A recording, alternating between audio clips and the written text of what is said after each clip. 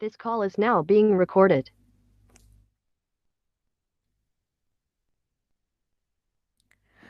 আমরা যখন নিউরাল নেটওয়ার্কের কথা চিন্তা করি বা নিউরাল নেটওয়ার্কের কোনো কাজের কথা চিন্তা করি, সেক্ষেত্রে আমাদের প্রথমেই মাথায় আসে যে আমাদের নিউরনের যেই ডায়াগ্রামটা সেটার কথা মনে আসে। সেখানে হচ্ছে আমরা দেখেছি যে একটা নিউরনের আউটপুট আরেকটা নিউরনের ইনপুট হয়ে থাকে এবং একটা নিউরন আরেকটা নিউরনের সাথে ডেনড্রাইটের মাধ্যমে কানেক্টেড থাকে। সো এই যে একটা নিউরনের আউটপুট আরেকটা নিউরনের ইনপুট হিসেবে কাজ করছে, এই কনসেপ্টটাই পারসেপ্ট্রনে ইউজ করা হয়েছে। সো পারসেপ্ট্রন বেসিক্যালি হচ্ছে নিউরাল নেটওয়ার্কের একটা ইউনিট, যেটার মাধ্যমে কিনা আমরা একটা কম্পিউটেশন করতে পারি সার্টেন একটা ফিচারের। আমাদের যে ডেটা সেট থাকে বা আমাদের যে কাজটা থাকে, সেখান থেকে আমরা কিছু ফিচারকে ডিটেক্ট করি, যাতে করে আমাদের কাজটা সহজ হয়ে যায়। এবং সেই ফিচারটা যে ডিটেক্ট করলাম, সেটার যে কম্পিটিশনটা, সেটার জন্য আমরা যে কাজগুলো করে থাকি, সেটাকেই টোটাল আমরা ওভারঅল পারসেপ্ট্রন হিসেবে নাম দিচ্ছি। সো এখন যদি আমরা এটা রিয়েল লাইফ এক্সাম্পলের কথা বলি, সাপোজ আমি যদি মনে করি যে আমাদের ইমেইলের কথা চিন্তা করি। আমাদের ইমেইলে অনেক সময় হচ্ছে স্প্যাম মেসেজ থাকে। এখন স্প্যাম মেইলগুলাতে আমরা কিভাবে ডিটেক্ট করতে পারি? সেখানে হচ্ছে কিছু ক্রাইটেরিয়া তারা ভাগ করে নিয়েছে যে একটা স্প্যাম মেইল কিভাবে একটা রেগুলার মেইলের থেকে আলাদা হয়। সো ১ম এই তারা করেছে একটা আ কতগুলো ফিচারকে আলাদা করার চেষ্টা করেছে।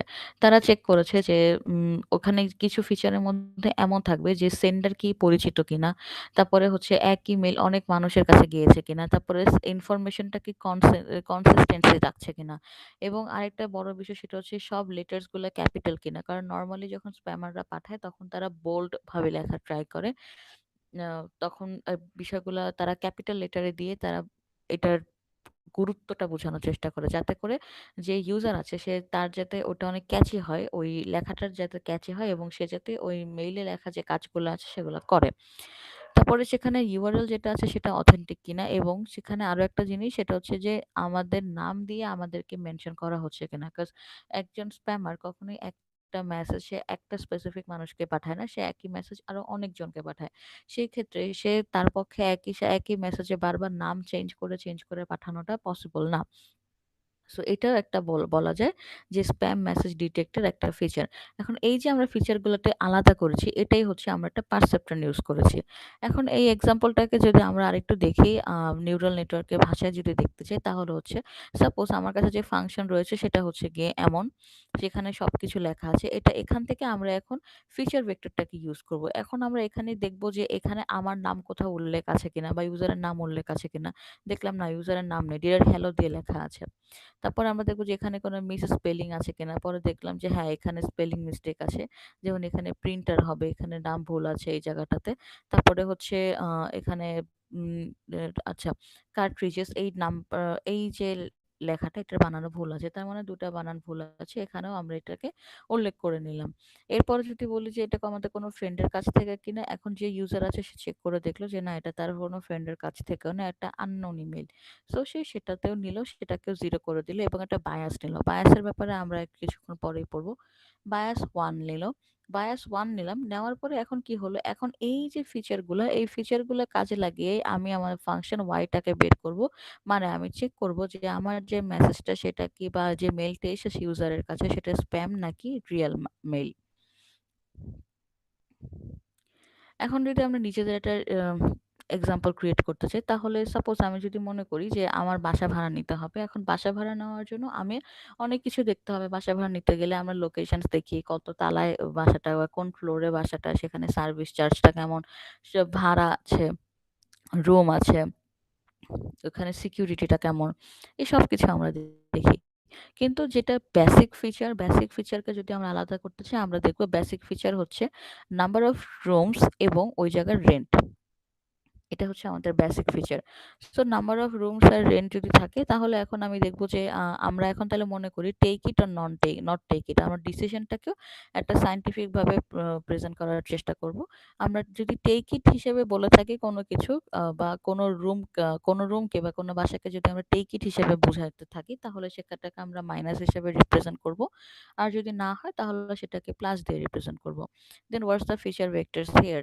এখন আমরা যদি বলি আমাদের কাছে এমন একটা বাসার খোঁজ আছে যেটার বাসা ভাড়া হচ্ছে 10,000 টাকা এবং রুম হচ্ছে গিয়ে 4টা। সেক্ষেত্রে আমরা এটাকে ফিচার ভেক্টর আকারে লিখব। তাহলে ফিচার ভেক্টর আকারে লিখলে সেটা দেখতে অনেকটা এমন হবে যেমন ২ টা আ কোঅর্ডিনেট হিসেবে 10 and 4 কে আমরা লিখলাম। তাহলে এখন 10 and 4 কে যদি আমরা কোঅর্ডিনেট চিন্তা করি তাহলে অবশ্যই এটা একটা পয়েন্ট হয়ে যাবে। তার মানে যেহেতু এটা একটা পয়েন্ট তার মানে এটাকে আমরা একটা গ্রাফে প্লট করতে পারবো। সো আমরা এটাকে গ্রাফে প্লট করে দিই। এখন আমরা এটাকে গ্রাফে এভাবে করে প্লট করে দিলাম। এখন গ্রাফে প্লট করার পরে আমি দেখলাম এভাবে করে আমার কাছে আরো কতগুলা বাসার খোঁজ আসলো।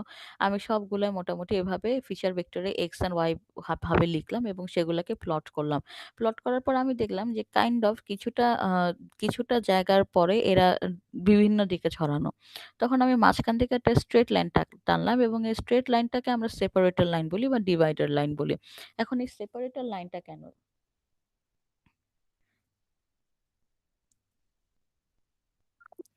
এই যে সেপারেটর লাইনটা আমরা করলাম এটার একটা ক্যালকুলেশন আমরা বের করব। এখন এটার ক্যালকুলেশন যদি আমরা বের করি তাহলে হচ্ছে এখানে ax plus by plus c এবং এইটার দুটা পয়েন্ট থাকবে mn and pq। mn and pq বলতে আমরা আমাদের এই স্থানাঙ্কগুলো x and y কোঅর্ডিনেটেডকে বুঝাচ্ছি।